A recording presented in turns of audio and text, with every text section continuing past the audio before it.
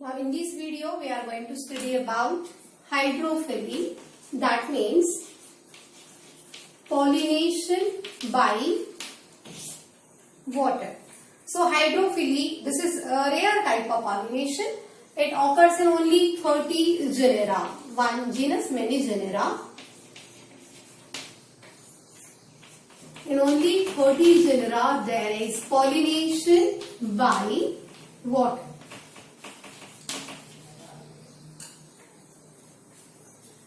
In case of lower plants like algae, then bryophytes and pteridophytes. Bryophytes like mosses, pteridophytes like ferns. So algae, bryophytes and pteridophytes, in such a lower plants, how male gamete is carried towards female gamete through water only. Okay. So especially bryophytes and pteridophytes, they are only limited distribution. So they are found in only limited areas because compulsory they require water for their fertilization. That means to carry male gamete towards female gamete, compulsory here water is required. So algae, bryophytes, pteridophytes, such a lower plants, they take help of water to carry male gamete towards female gamete. Okay. In case of angiosperm, 30 genera shows pollination by water. Okay. Not all aquatic plants will show hydrophilous pollination. There are some plants like that of water lily, lotus and Eichhornia, that is terror of Bengal. So water lily,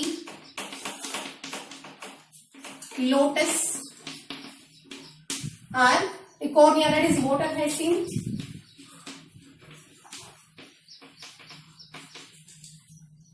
These plant shows pollination by insects. In case of lotus, water lily, there is a pollination by insects because flower come above water surface. Okay, flower is not present below surface or at surface of water body, but flower comes above water surface, so pollination easily takes place by insects. Okay, there are some plants in aquatic plants in which there is pollination by wind also. So here algae, bryophytes, pteridophytes, they depend on water for fertilization to carry male gamete towards female gamete. Water lily, lotus, water hyacinth. In these plants there is pollination by insects. Now adaptations for hydrophily.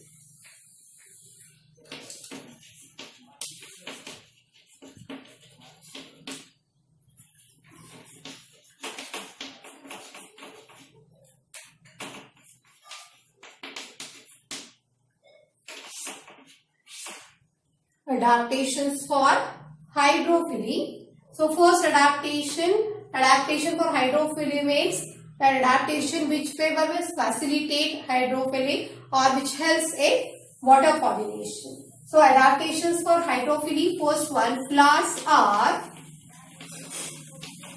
small, inconspicuous,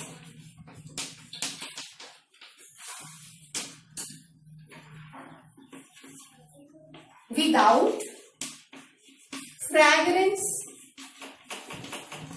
and nectar,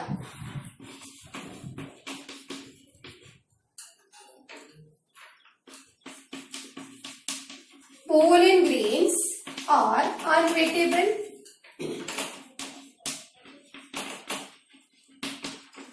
due to mucilage,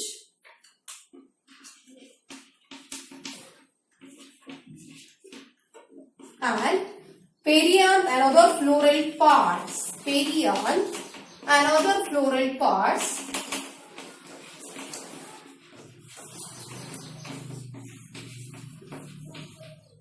are also unwettable. So flowers are small and inconspicuous. That means flowers are not colorful, bright, attractive, showy. Flowers are not there because here pollination takes place by water. So that water cannot see that bright color and attractiveness of flowers. So no need to make this flower colorful and attractive. Flowers are small and inconspicuous. These are without fragrance and nectar. So any odor, fragrance is not there, nectar is not there. Pollen grains are unwettable due to mucilage. Unwettable means that they do not get wet in water. As flowers are present in, pollen grains are present in water, then also they do not get wet due to mucilage. Mucilage means what? It is a slimy secretion. Mucilage means slimy secretion. For example, suppose if we cut bhindi and if we dip that bhindi in water, then mucilage, slimy secretion comes out. So that is mucilage, slimy secretion. So pollen grains are unwettable due to mucilage. Then perianth and other floral parts are also unwettable. Perianth means what? In some flowers, both calyx and corolla looks similar. Calyx, corolla looks similar. That means sepal as well as petal are exactly similar. No any difference at all. So if calyx and corolla are exactly similar, then this perianth is this whorl is called as perianth. Our individual member is known as tepal. Individual member is known as tepal. So here perianth and other floral parts are also unwettable. That means they do not get wet. Okay. So thus these are adaptations for hydrophily. Flowers are small, inconspicuous, without any attractive color. Then without fragrance and nectar. Pollen grains are unwettable due to mucilage. Perianth and other floral parts are also unwettable. So these are adaptations which helps in pollination by water.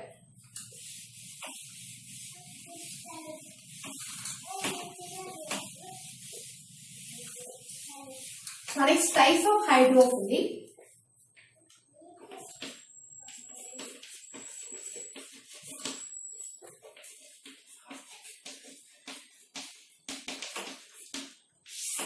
First one, hypohydrophily,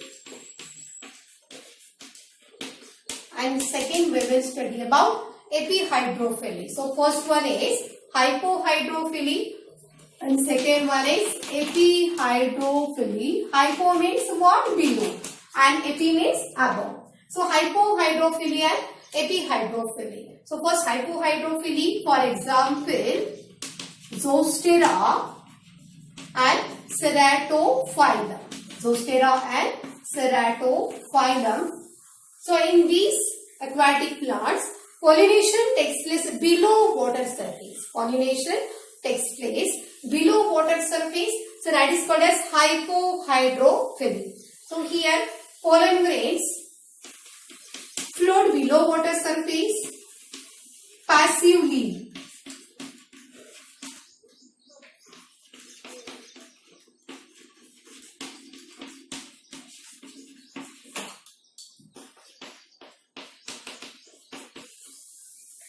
So pollen grains float below water surface passively, and pollen grains are longer, needle-like pollen grains are there. Suppose such a longer needle-like pollen grains are there and which are floating below water surface passively, and by chance when they comes in contact with stigma, suppose this one is stigma.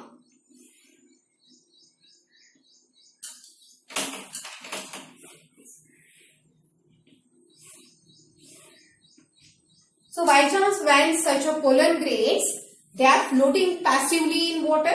So by chance when they comes in contact with such stigma, this one is stigma, and these needle like pollen grains, then they coil around such stigma and pollination takes place. Okay. So here pollen grains float below water surface and they are moving passively. So by chance when they comes in contact with stigma, then they will coil around such a stigma and pollination takes place. For example, Zostera and Ceratophyllum. Next one is epihydrophily. Here pollination takes place on surface of water body. So it will not occur below surface of water body. Here pollination takes place on surface of water body. For example, Vallisneria.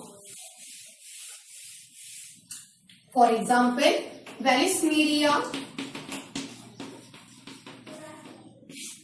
So here in Valisneria, male plant and female plant are separate, okay?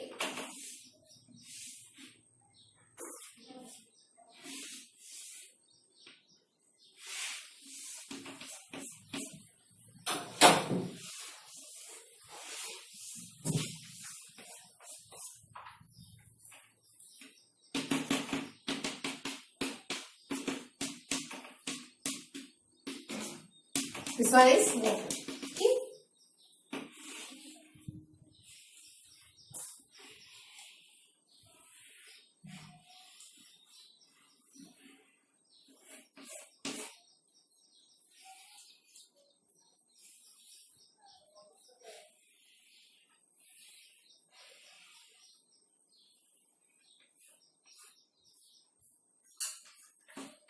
Suppose this one is female plant. This one is female plant showing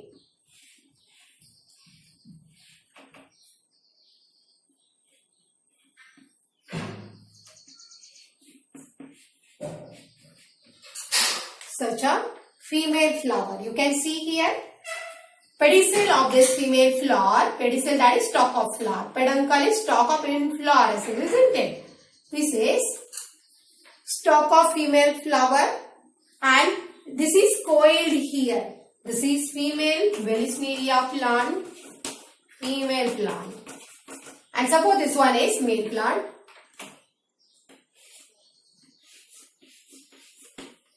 Having such male inflorescence here. This is male inflorescence present on male plant. Okay. This is male plant and this one is female plant. This is female flower. Only one flower is there.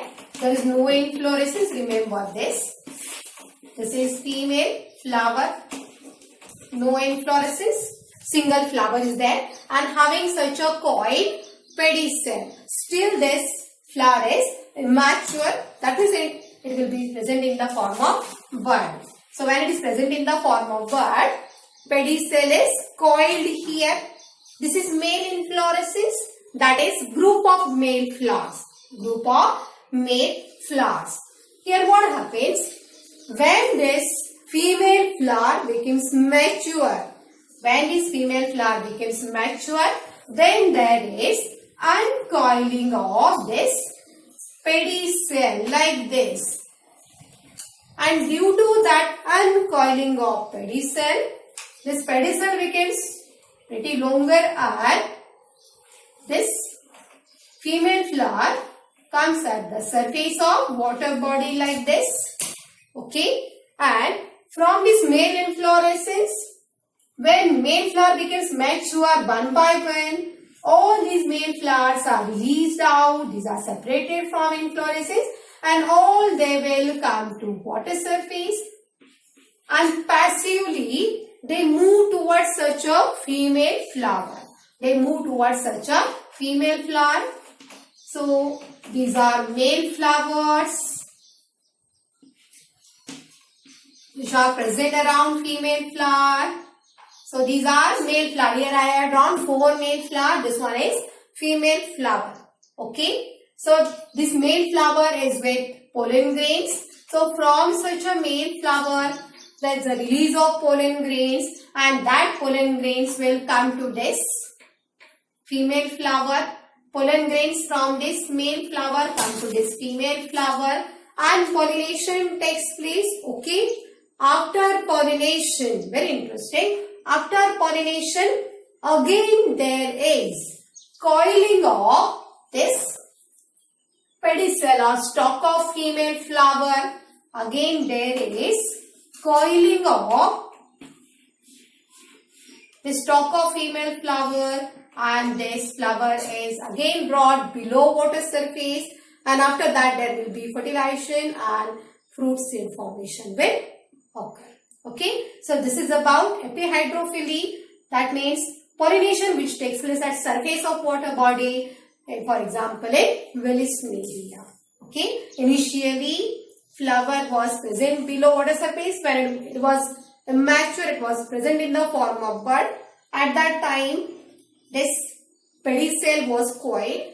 Then when flower becomes mature, there is uncoiling of pedicel. Pedicel becomes much longer and flower comes to surface of water body like this. And